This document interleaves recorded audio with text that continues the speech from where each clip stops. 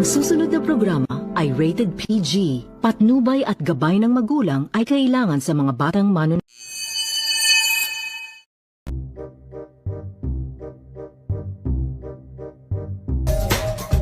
Kahit aminadong hindi raw siya kagandahan.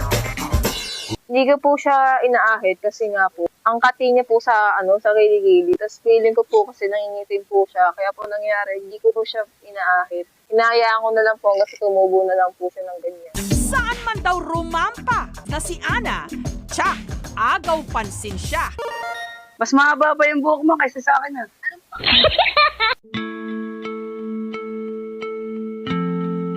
Ang pagmamalaki ni Ana, 6 na buwan na raw niyang pinahahaba ang kanyang hair. Ang ginagawa ko po, kinikiliti-kiliti ko po siya. Ang sarap po sa pakiramdam kapag may haba po yung buhok niya.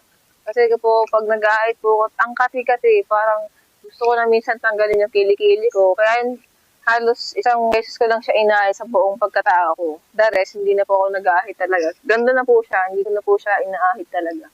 At huwag daw isiping nangangasim ang kanyang kilikili dahil ang long hair dito, Huwag kayong mag-alala, hindi maasim ang kilikili ko kasi sa itsura niyo parang mas maasim pa yung sa kilikili ko. Kasi lagi ko siya nilalagyan ng lotion, nalagyan ko siya ng deodorant na talagang hindi mangangamoy or mangangasim kagaya ng mga nagbabasketball, nangangalakal na inaasar po ko. Hindi ko naman po inaano, akala naman po nila malinis sila. Pero talagang nag-hygiene po ako na talaga para hindi po siya mangamoy at hindi po mangasim. nilalagyan niya ng lotion at pinupulbusan pa. Alert ako na madaling mga simbang kilikili, kaya nga inaalagaan ko po siya nang sa ganun, magkaroon po ng magandang amoy yung kilikili ko, hindi nangangasim, hindi namamaho. Kaya sobrang alaga ko po sa kilikili ko na kahit mahaba po yung buhok niya, is alaga ko po siya ng para hindi po kutsain at saka po para na rin po sa shota ko kasi yung shota ko po, paborito po yung kilikili ko. Ang bango-bango po kasi niya. Kaya lagi ko po siyang nilalagyan ng deodorant kapag ako po maliligo. Nang sa ganun, hindi po siya nababakuhan. Nung una, busy lang daw talaga si Ana sa pag-extra-extra sa fish port. Ang totoo po niyan, hindi ko po talaga siya pinapahaba. Ang nangyayari po kasi sa sobrang busy ko po, naggagawa ko ng gawain bahay, hindi ko na po siya natitignan. Hindi na po siya naaahit. At sa hindi maubos-ubos na gawaing bahay. Parang bitin po yung oras para sa akin kasi time is gold po kasi sa akin. Kaya kailangan po kapag paliligo ko, hindi ko na po siya inaahit kasi masyado pong time consuming po yung pag-ahit ng kilikili, lalo na kapag kilikili kasi sensitive po siya. Kaya wala siyang panahong magbunot ng buhok sa kilikili. Pero na-enjoy na raw niya ito. Ayun po, hanggang sa hindi ko na po namalayan na mahaba na pala po yung buhok ko sa kilikili. Ang nangyari, na-enjoy na lang po kasi kapag maikli po kasi yung buhok sa kilikili, pag wala pong buhok is nagsusugat-sugat po siya, tapos ang kati-kati niya po, kaya po, i-stay ko na lang po siya na, na may buhok. Nang sa ganon, hindi po siya magsugat-sugat, at saka maputi po siya kapag mahaba po yung buhok sa kilikili ko. Dagdag pa niya, kumulot man daw ang kanyang buhok sa sari-saring pang-aasar ng kanyang mga kapitbahay. Ano ba yung buhok mo? Mas mahaba pa sa buhok ng lalaki. Anong pake mo? Pakinyo sa long hair ko. Tsaka ko na po siya siguro bubunutin kapag kasing haba na po siya ng sa bewang ko po. Pag umampat na po siguro dito, saka ko po siya bubunutin. Pero hindi naman po siya nahaba ng ganun, kaya hindi ko po siya puputulay. Kasi na-enjoy ko po siya, parang nakaka-relax po kapag may buhok sa kilikili. Tsaka hindi po ako nakakaisip ng ibang problema, basta po mahaba po yung buhok ko sa kilikili. Usapang kilikili, kadalasang yung may mga mapuputi, makikinis at Karamihan po ng mga nag-flex ng kilikili nila is yung mga walang buhok sa kilikili. Pero ako, ibahin nyo kasi ako, proud ako sa kilikili ko na mahaba ang buhok. Hindi kagaya ng iba na di sila confident, wala po silang confident kapag ang buhok po nila is mahaba po. Pero po sa akin, okay lang yan kahit makita ng ibang tao. Ang mahalaga is mahaba po yung buhok sa kilikili. hairless na kilikili lang ang lakas loob na idinidisplay ang kanilang armpits. Ang galing, no? Kasi sa ibang bansa, proud po sila na mahaba po yung buhok nila sa kilikili. Lalo yung mga babae po doon sa China. Pero sa Pilipinas, grabe po sila mangyari. ang kakaibang selfie na nauuso ngayon sa mga babae sa China. Parang kinakahiya ka ng mga lalaki or babae na mahaba yung buhok mo sa kilikili. Sa iba naman, walang judgment na makita, hindi ka kukotsain. Kung saan proud na proud silang ipinapakita ang kanilang mga buhok sa leki-leki. Pag mahaba yung buhok mo sa kilikili, proud pa nga sila Parang namamangha pa nga sila dahil merong ganung babae. Pero dito, pag sa Pinascal, po, aasarin ka ng mga kapitbahay nyo. Pero ang akin, dead ba ko na lang sila. Nang sa ganun, wala akong masamang sila, good vibes lang talaga yung nais ko. Armpit hair selfie. Kompetisyon ito sa social networking site ng China. May nakita nga ako online, yung parang ginagawa po nilang competition, yung pagkakaroon po nila ng buhok sa kilikili. Nainganyo po ako na may ganun po pala sa ibang bansa. Sana nga po magkaroon po din dito.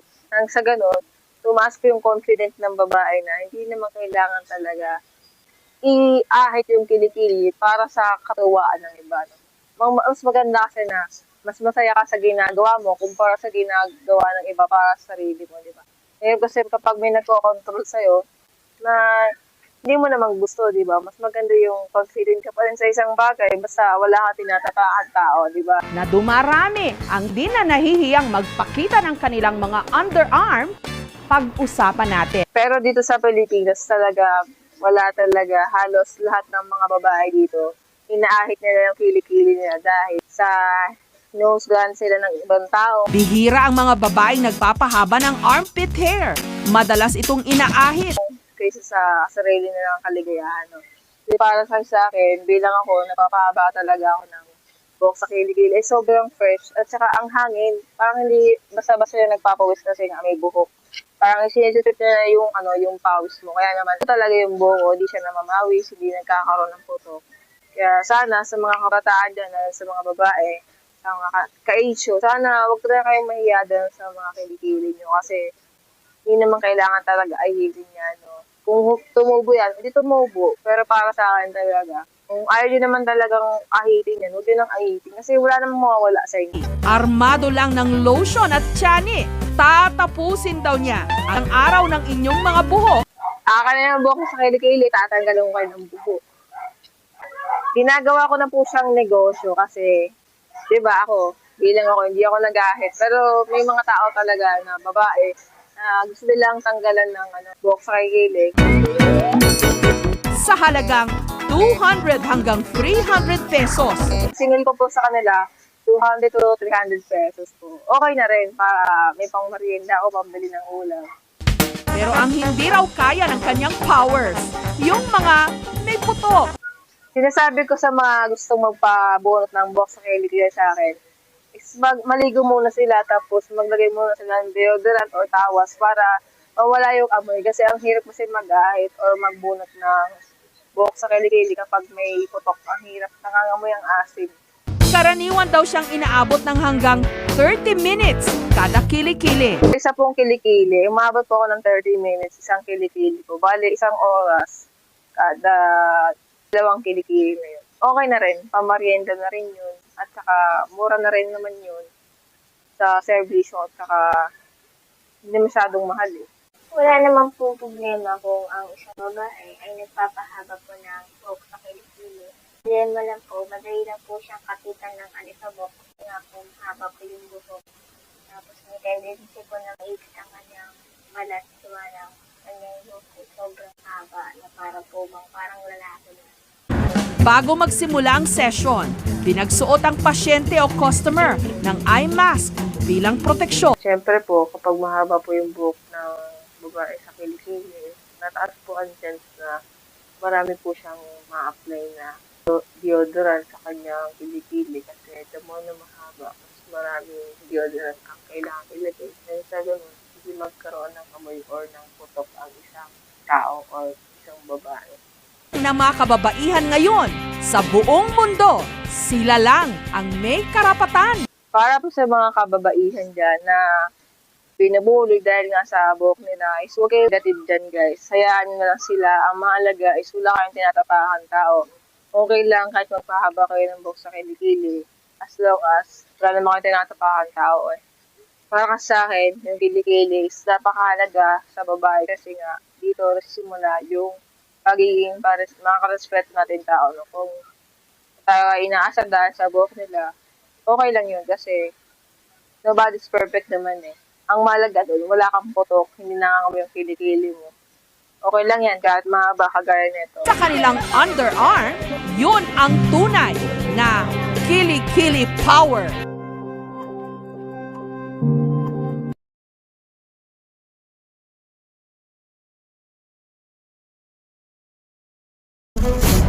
Ang nakaplatong hilaw na bigas, kinahig-kahig ng babaeng ito gamit ang kutsara. Mahilig po talaga akong humuya ng bigas. Parang nagiging merienda ko na po siya. Hindi pa man niya ito na isasaing, bigla niya na lang itong kinain. Sabi po ng iba na word na daw po ako. Pero ano bang paki nila? Gusto ko nga kumain ng bigas.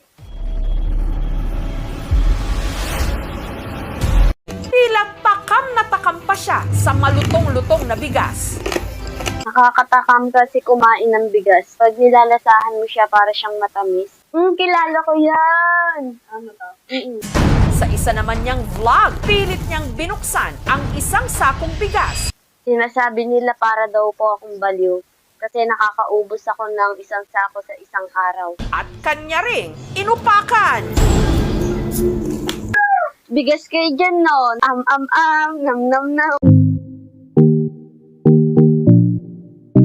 Naryang inipon niya sa kanyang palad ang mga nalaglag na butil mula sa sako. Pag nakakakita po ako ng bigas, dinadampot ko po siya. Kinakain ko po siya. Kasi ayoko nang may nasasayang na bigas. At saka diretso isinubo. Yun po, di ko na po siya sinasaing. Ang ginagawa ko, niyak ko na lang siya. At hindi lang white rice ang paborito niyang papakin. Hindi lang po yung mumurahin na bigas kinakain ko. Yung mamahalin rin. Minsan yung mga brown rice.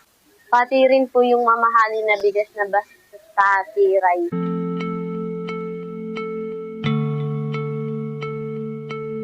Pinaghahalo-halo niya rin ang iba't ibang klase ng bigas. Na-wayward na ako sa sarili ko. Di ko alam kung normal pa ba itong ginagawa ko. Pero ang alam ko lang po kasi, nag-e-enjoy ako sa ginagawa ko. Pero bakit ang hilaw na bigas hindi niya mahintay na maluto? At ang importante ay hindi ako nakakagawa ng masama. Yun nga po tanong ko sa sarili ko, ba't ganito po ako? Kasi po, mahirap po kasi kapag may ibang ginagawa. Para sa ating mga Pilipino, talagang rice is life. Na para bang hindi ka normal na tao. Okay lang po sana kung isang dakot nakakain ko pero hindi po Maaabot ng isang sako sa isang araw. Pero alam nyo bang may mga nagmumukbang pala nito ng hilaw? Sinubukan ko magmukbang sa YouTube, baka sakaling mag-viral yung mga mukbang ko. Kahit po may kinakausap ako, kain pa rin ako ng kain ng bigas. Buog Zamboanga Sibugay, sinushoot ng vlogger na si Beb ang kanyang mukbang video. Ayun nga, nag-viral nga po siya. Kasi iba po yung ginagawa ko minumukbang ko bigas. Kumbaga, parang iba po talaga siya. Kasi ako lang yung bukod tanging na kumakain ng ganun kadaming bigas. Pero hindi lang daw ito for the content. Craving niya raw kasi talaga ang kumain ng hilaw na bigas. Pero minsan kahit hindi pa ako mag-content, hindi ko pinopost, cravings ko na po talaga kumain ng mga bigas. Bigas kayo dyan, no? Nam. Na para po bang na hindi ko naman maputol yung pagkain ko ng bigas. Pag isang beses ko po siya kinain, tuloy-tuloy na po siya. Nagawa ko po siyang panghimagas, pampawala ng umay. Okay na ako kahit bigas na ulamin ko Para sa akin talaga, masarap talaga ang bigas. Ang pagpapak niya ng bigas, wala rin daw pinipiling oras. Wala pong pinipili yung pagkain ko ng bigas. Kahit po may kinakausap ako, kain pa rin ako ng kain ng bigas. Pag kasi po kinakain ko yung bigas, nawawalan ako ng problema sa buhay. Pag ako nagagalit, kailangan may bigas akong hawak kasi pampakalma ko. Parang nasa utak ko na yung bigas is life. Kilala ko yan! Ano to? Sikat yan! wala ring pinipiling lugar. Kahit magala-gala ako, magbiyahe ako, may dala akong laging bigas. Nilalagay ko sa supot. Kahit po sa mga bigasan, pag kumakain ako, sasabihin nila naubos na yung bigas ko. Kasi halos 1 kilo na po makain kong bigas. Ilang takal naman kaya ng bigas ang nauubos ni Mamang Beb kada araw? Minsan 10 kilo, minsan 20 kilos na bigas na ubos ko sa isang araw. Sarap na sarap po talaga ako, lalo na pag crunchy yung bigas. Ayun talaga po yung stress liver ko yung bigas. Gayunman, hindi raw niya problema na baka maubos ito dahil Hindi pa ako nangangamba na nauubusan ng bigas kasi ako po yung nagtitinda ng bigas Kaya yun, kapag may gusto magnegaro sa akin, wag na yung chocolate, bigas na lang. Kasi mas kikiligin pa ako sa bigas kaysa chocolate. Feeling ko, mas masarap pa po yung bigas kaysa chocolate. mas lalo lang daw tumindi ang pagkatakam niya sa bigas nung siya Nagkaroon po ako ng anak kaso hindi po kinayanan. Namatay rin po siya. Bata pa kasi po ako yun Pinaglihi ko po yung anak ko yun sa bigas. Sa pamilya po namin, kami po yung pinakamadaming bentang bigasan sa buong pamilya. pero pag-amin niya, Lagi ako sinusumpong ng acid ko dito. Sobrang sakit. Gusto ko naman po siyang pigilan kasi di ko po nagawa kasi naa-addict po talaga ako. Wala naman po kasing problema sa kapatid ko. Normal naman siya. Ang problema lang po yun, namatayan siya ng anak. Siguro bata pa siya noon, kaya siya nawala ng anak. Baka po ayun na po talaga ang plano ng Diyos. Baka po kasi hindi ko kayang panagutan yung anak ko. Siguro kaya po namatay yung anak ko kasi addict ako sa bigas Yung iba addict sa sagarilyo. Ako naman po addict sa bigas. may kakilala ka rin bang panayang kain ng hilaw na bigas? Gusto ko naman po siyang pigilan kasi di ko po magawa kasi naa-addict po talaga ako. Pag-usapan natin kung gaano pala ito kadelikado. Sana po wala pong mangyaring masama sa pagkain ko ng bigas. Parang nakaano na po talaga siya Ang hirap po pigilan. Pero gaano ba kadelikado kumain ng hilaw na bigas? Delikado po talaga yung pagkain ng hilaw na bigas kasi maaari po siya magkaroon ng food poisoning lalo na kapag hindi pa talaga nahugasan. Tapos maaari din po siya magkaroon ng problema po sa pagtunaw kasi po hindi po natutunaw agad ang bigas lalo na kapag hindi po naluluto. Kaya naman matagal siya matunaw at nai-stuck po siya sa loob ng kanyang tiyan bago niya ito matain. Ano rin ba ang mga sakit na pwedeng makuha kung masobrahan ang pagkain nito? Kakaroon din po siya ng nutrient malabsorption kasi nga po hindi po madaling matunaw ang bigas lalo na kapag dito naluluto. Talagang sobrang tagal na ito sa tiyan lalo na kapag ito ay matigas, hilaw at hindi man lang sinaing. Rice is life, pero para sa iba, bigas is lifer. Maaari po siyang magkaroon ng pagtatae or worse kapag lagi niya po itong gagawin kung ilang taon is maaari pong singilin po siya ng kanyang katawan. Kasi mahirapan na po ang kanyang katawan na mag-digest ng ganong katigas na food. Kaya mas maganda habang bata pa si ma'am, kailangan niyang alagaan ang kalusugan at kumain ng tamang pagkain. Nalaman ko rin po na yung pwede kong kainin at yung pwede kong hindi kainin kapag nagki-cravings ako. Para maiwasan ko rin po yung pagkain ng bigas para hindi ko po siya kainin palagi. Pwede rin naman po pala yung tinapay o di kaya mani para ma-satisfy rin po. Ang sarap po kasi ng bigas bigas is life po talaga. Alala lang po sa mga nakakanood dito, huwag niyo na po akong gayahin kasi masama po sa kalusugan ang kumakain ng bigas. Mas okay po yung lulutuin kaysa papakin mo na parang candy. Pwes, marami ka pang kakaining bigas.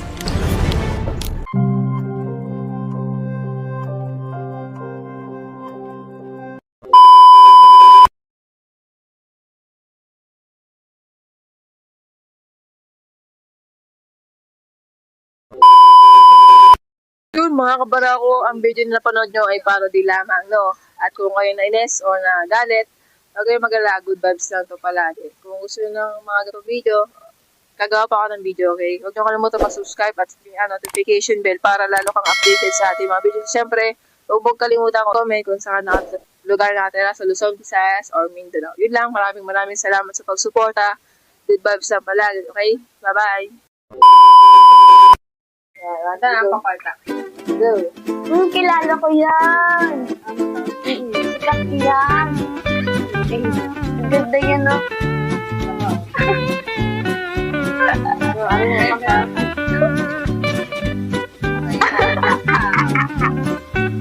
Go. Bigas kayo dyan, no? Nam. Mas mahaba pa yung buhok mo kaysa sa akin.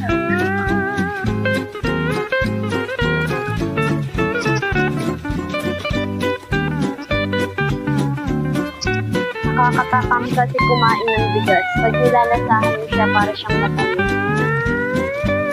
Mahilig po talaga ako yan ng bigas. Parang nagiging merienda ko na po siya. Pati rin po yung mamahalin na bigas na basmati rice. Kinakain ko rin po yun. Ginagawa ko po siyang pang-umaga, pampawala mo. Kasi mas kikiligin pa ako sa bigas kaysa chocolate na yan eh. Nagkaroon po ako ng anak kasi pinayanan. Namatay rin po siya. Wala naman po kasing problema sa kapatid ko. Normal naman siya. Ang problema lang po yan.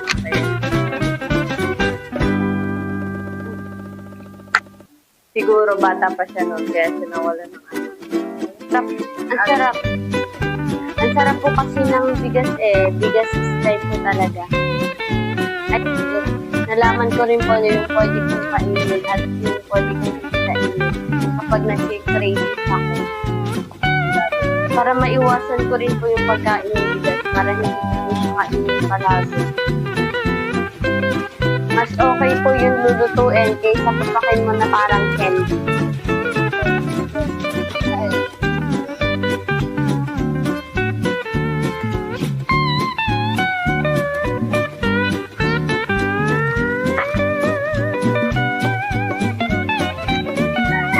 Ano ba yung buhok mo? Mas mahaba pa sa buhok ng lalaki.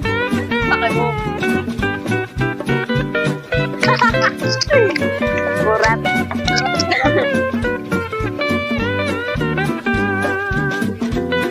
Saan siya nakakangalay?